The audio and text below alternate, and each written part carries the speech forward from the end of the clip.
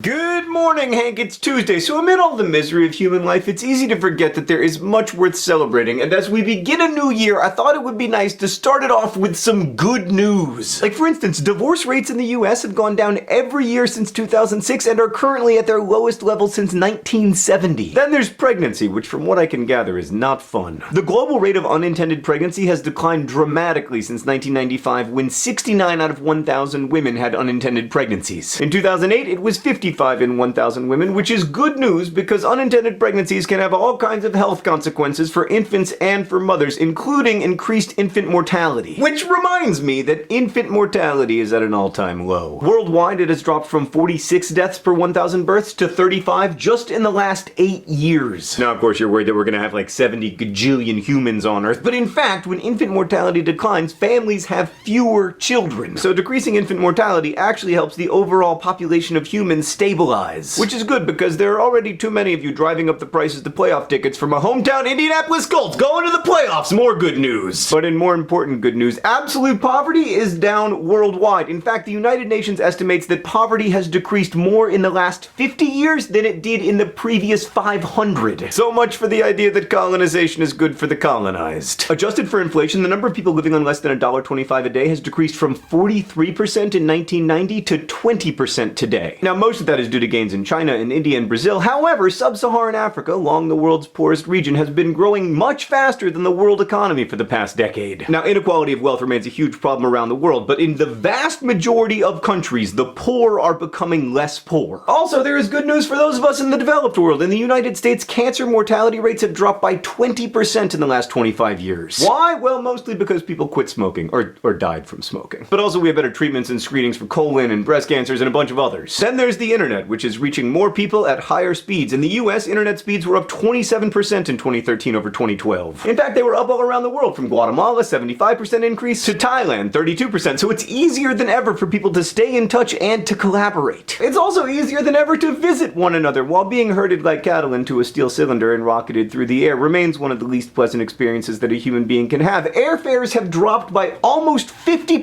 since 1985. You can also fly to more places than ever before, and it's never been safer. Speaking of safe traveling, let's talk about cars. For every 100 million miles driven in the US in 2011, there was 1.1 vehicular fatality. In 1980, that number was 3.5. If you take 1980 as your baseline, safer cars and safer drivers saved 60,000 American lives in 2013. That's pretty great. Also, things are getting better for non-human animals. Well, at least the ones that we've domesticated. Back in the 1990s, 17 million cats and dogs were euthanized per year in the US. Now that number's closer to 5 million. What else? Well, the fight against malaria is working, with mortality rates down nearly 50% in the last 10 years. More girls are attending school around the world, and the literacy rate for women in their 20s has risen from 79% in 1990 to 87% today. And in almost every country on Earth, you are more likely to live to be old than you were 10 years ago, you are less likely to be hungry, and you are likely better connected to those you love. Hank, 10 years ago, we couldn't have had this conversation because there was no YouTube. The Nerdfighter community couldn't have raised more than $750,000 for charity because there was no Nerdfighter community. Now, of course, this progress is tenuous and much of it is unsustainable with current technology, but it's also real and it's worth celebrating. So here's to a new year, Hank. May it really and truly be the best one yet. Happy New Year!